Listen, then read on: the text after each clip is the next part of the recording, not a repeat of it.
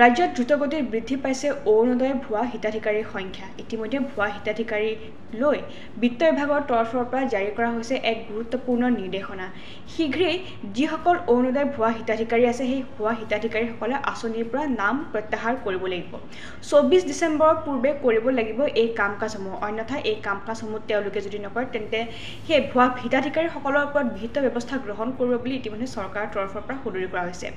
যিসকল সৰ্বস্তৰৰ শিক্ষক আছে, সেই শিক্ষকসকলেও এই আঁচনিৰ পৰা নাম প্ৰত্যাহাৰ কৰিব লাগিব বুলি ইতিমধ্যে তথ্য সদৰি কৰা হৈছে।